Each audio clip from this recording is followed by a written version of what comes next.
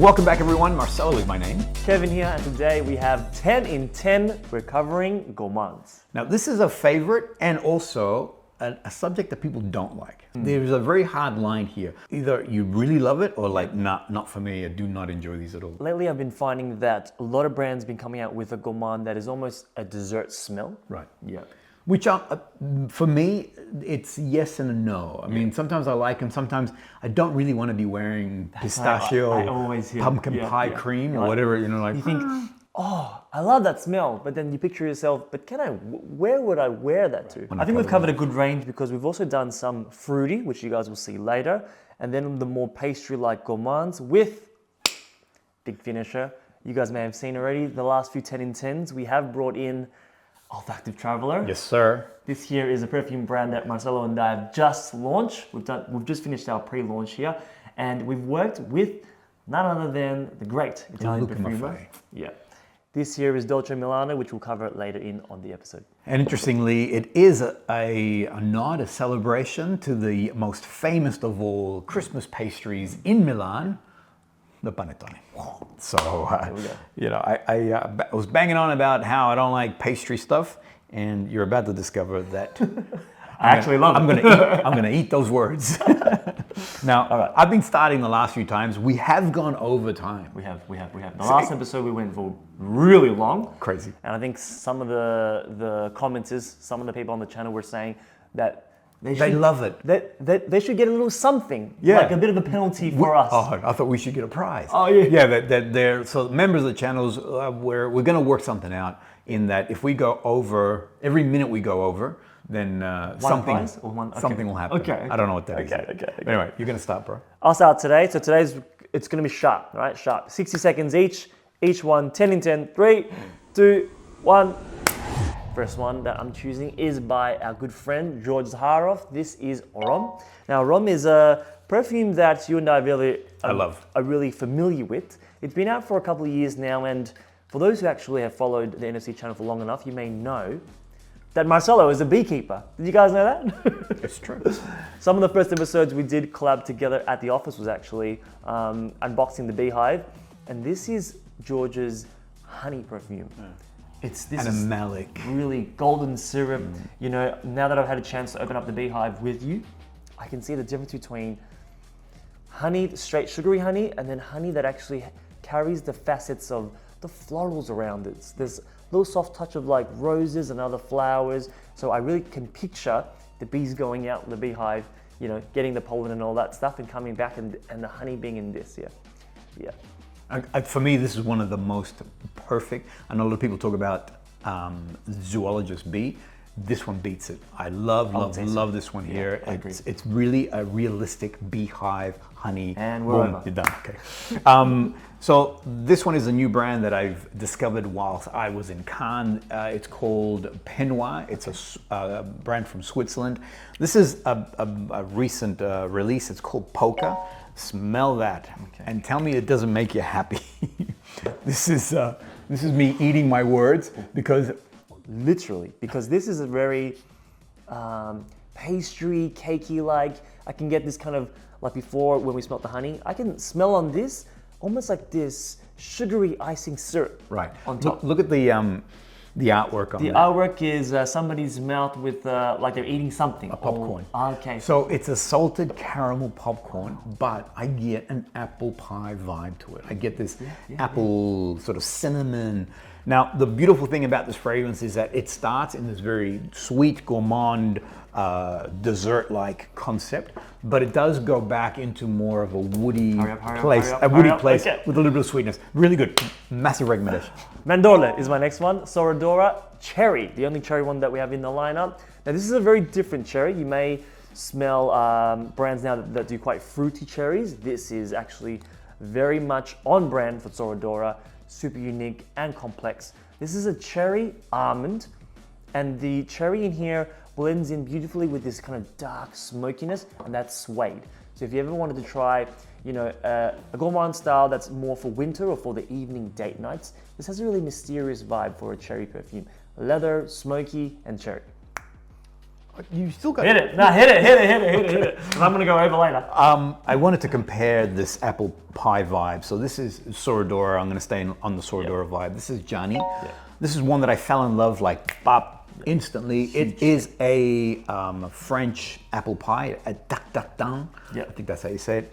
And the beautiful thing about it is that it does incorporate the pastry crust, the baking of that pie with that apple touch to it. Yeah, It's right whenever I wear this, I get almost like this kind of apricot-y, baked kind of apricot peach pie. It's the perfumer is Margot, super talented, big up-and-coming name in the perfume world. And her specialty I found is a lot of her bases are really warm vanillas and quite pastry-like. Right. Yeah. Now, both these fragrances, so Poka and Jany, are fairly fresh on my skin. I wanted to show you the difference. So that's Poka, where I said... Poka, before you mentioned the word cinnamon, and I can see Poka has more of that kind of spice,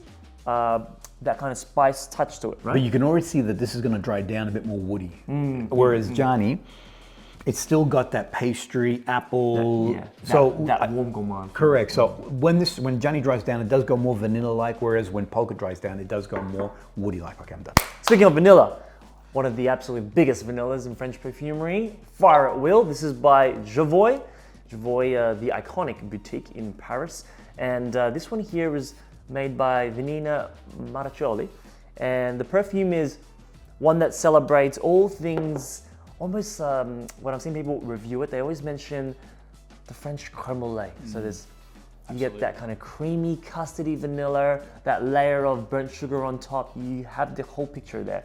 So if you love gourmand that's almost edible, you really gotta love vanillas for Fire at Will. This is one that makes it in everyone's collection. Yeah. And it dries down musky. So it starts off very brown sugar, vanilla, but it goes down a bit more on the musky side.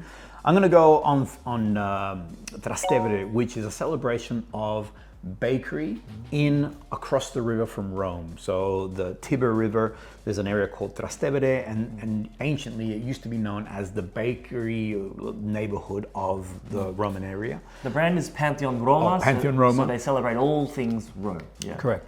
I love this fragrance.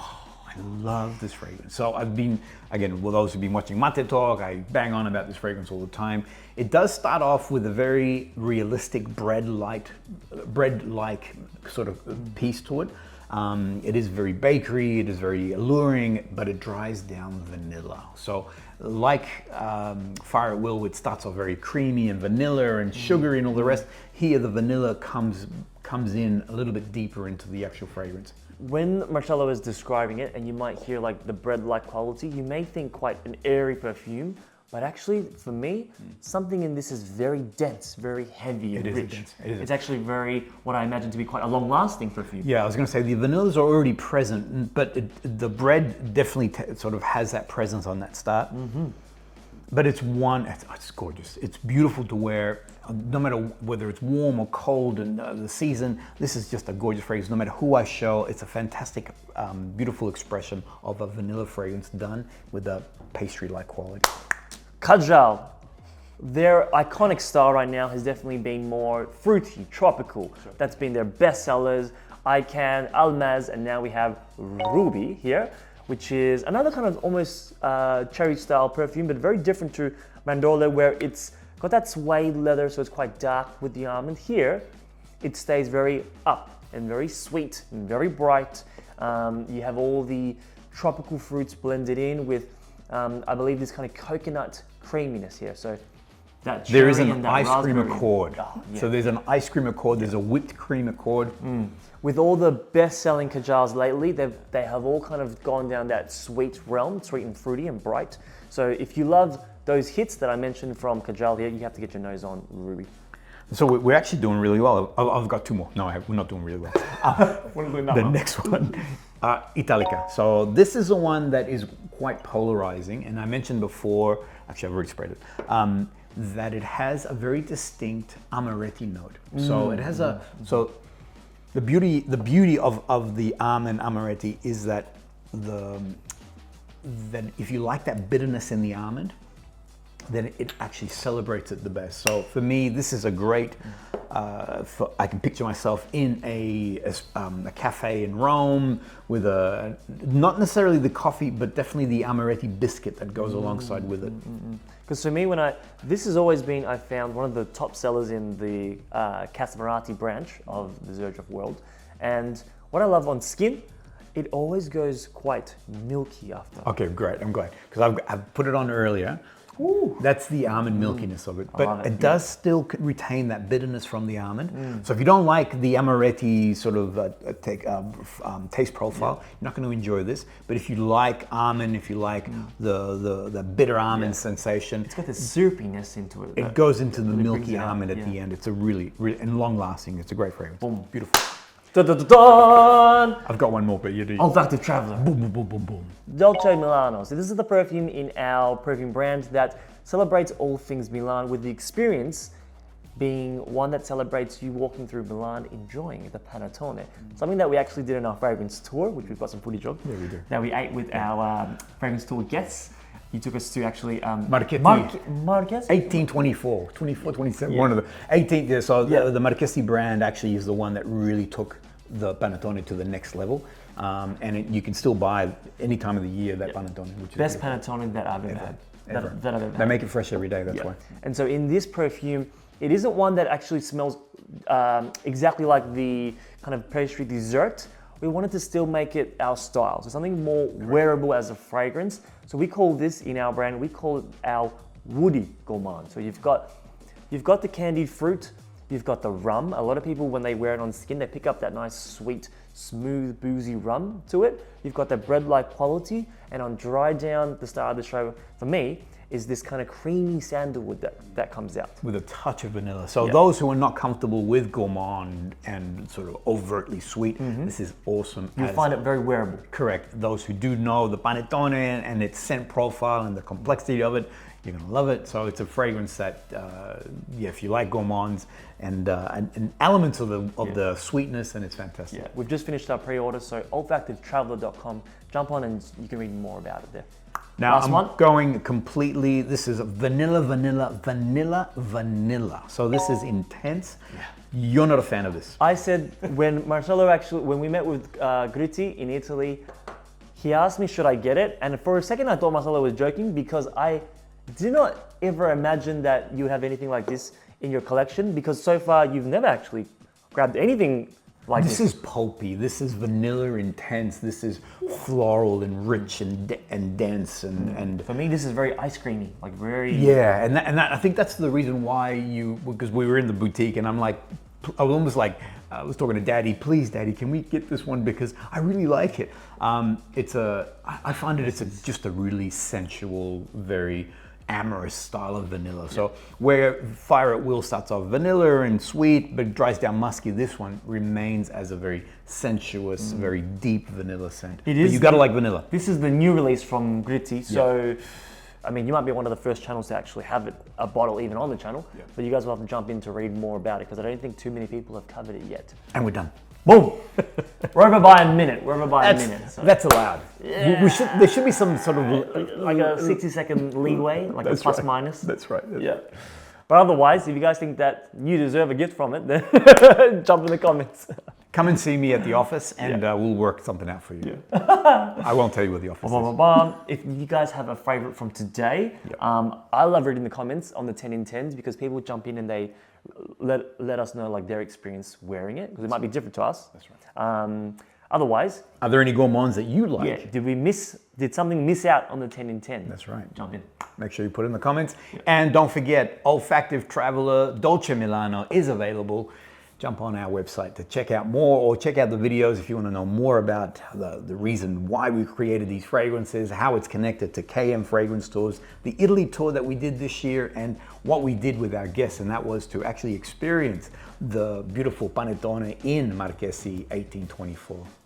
Thanks everyone. See you on the next episode. Boom.